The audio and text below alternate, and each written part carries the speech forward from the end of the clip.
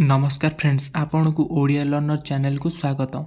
तो आज आम आपणकर राजनीति विज्ञान परीक्षा निमंते 3 मार्किया क्वेश्चन डिस्कसन करबा, जोटा कि आपणकर आसुथिबा राजनीति विज्ञान परीक्षा निमंते अत्यंत जरूरी अटे। तो सेगुड़ाक कौन कौन रोचे, तो कौ भाया क्वेश्चन आपंकर आसो, तो या भर सिलेक्शन क्वेश्चन किसी गुड़े रही, तो भितर आपणकर काउंसिल एग्जाम रे आसीपे। तो सेगुड़िक देखा तो कौन कौन रोचे। प्रथम क्वेश्चन रोचे पंचशील चुक्ति, कारण यहाँ प्राय आपंकर आसी पंचशील चुक्ति भारत और चीन मध्य ये चुक्ति स्वाक्षर होता है। के मसीहा 1954 मसीह होता। तो ये आपको डिस्कसन करार अच्छी। मेन कर गले 1 नंबर क्वेश्चन रही पंचशील चुक्ति कौन।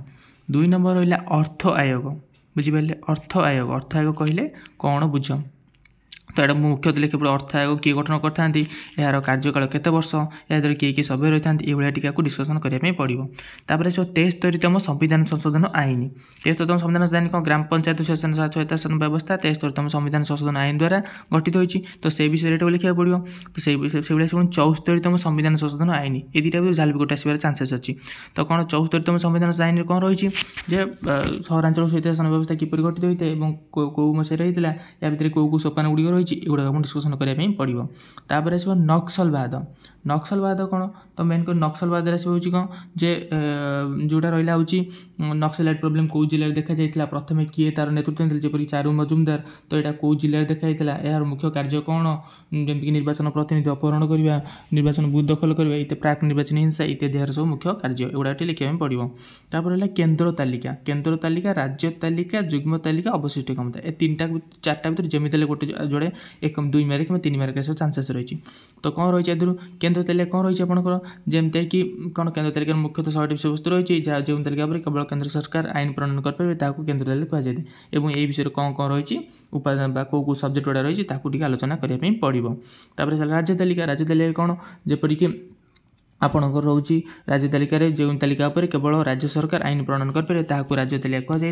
ये तालिका केतोटी विषय वस्तु ए 99टी के 100 राज्य तालिका टोटल के अच्छी अच्छी बर्तमान 61टी। तो से अनुसार आपको उपादान देवाक पड़ो। तापर आसला जुग्म तालिका, जो तालिका उभय केन्द्र सरकार राज्य सरकार मिसिक आईन प्रणयन करेंगे जुग्म तालिका कहुए।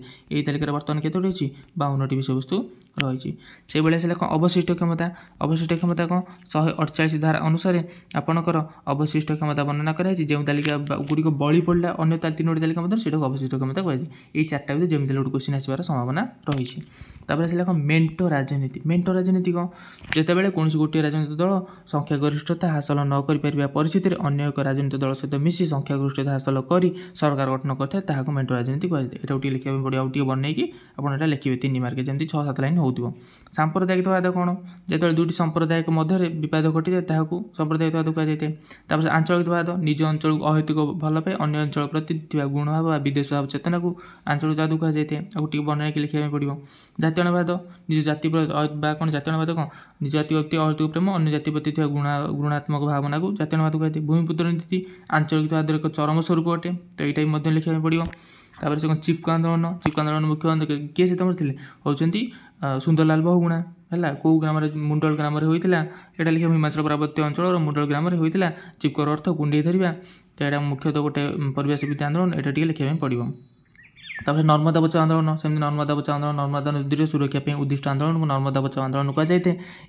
यार मुख्य नेतृत्व नहीं किए आमर नंदिनी शतपथी आउ रही होती मेधा पाटकर, मुख्य थे मेधा पाटकर। क्लियर।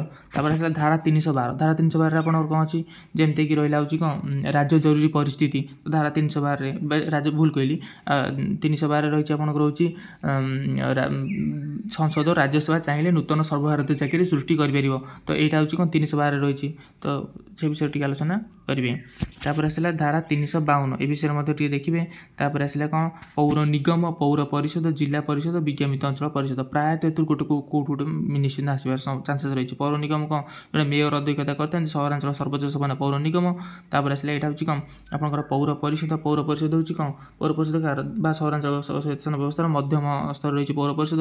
यहाँ रिसेंट क्वेश्चन बर्तमान काली केतटा 5टा ना केतटा गोटे पौर परिषद आड होती। तो यहाँ हूँ आसबार बेस चान्सेस रही। पुणी जिला परिषद ग्रामांचल स्वयत्तशासन व्यवस्था सर्वोच्च स्तर में जिला परिषद रही जिला परिषद के सरकारी बेसरकारी सभ्य रही एगुड़ा टी आलोचना करने आपको पड़ो।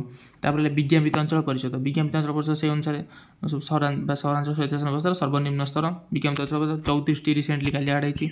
कौन जातीय जरूरी परिस्थिति बास विश्वतापन। तापर आसला 25 नंबर में भारतर वैदेशिक नीति प्राय आसे भारतर वैदेशिक नीति निरस्त्रीकरण सिमला राजीनामा क्यों मसीह क्या मध्य यहाँ लिखा पड़ो। प्रत्यक्ष गणतंत्र कहले कौन बुझ यहाँ लिखे। तापर आसला बहुदल व्यवस्था कहले कौन बुझ एगुड़ा लिखे। तापर आसला भारत एक अर्धसंघीय राष्ट्र को किए कहते कौन भारत हूँ अर्धसंघीय राष्ट्र भारत को अर्धसंघीय राष्ट्र किए कहते अध्यापक केसी हुएर सी कहते भारत हूँ अर्धसंघीय राष्ट्र कहीं कहते कहीं भारत किसी भारतर किसी औगिक राष्ट्र लक्षण था बेले संघीय राष्ट्र किसी लक्षण थाए। तेणुक यही भाई आपंकर 30टा क्वेश्चन मुख्यतः जरूरी क्वेश्चन अटे। तो एगुड़ाक आप प्रिपेयर होते किसी क्वेश्चन आसबार चान्सेस अच्छी। तेणुक आपको पढ़ी जापे जदि आपको नेक्स्ट क्लास में मुझे 2 मार्किया भिडियो किसी 2 मार्किया सर्ट क्वेश्चन अपलोड करी। जदि आपको भिडियो भल लगी लाइक करूँ और चैनल को सब्सक्राइब करना चैनल सब्सक्राइब करूँ और आप सांग सहित सेयार करूँ। थैंक यू धन्यवाद।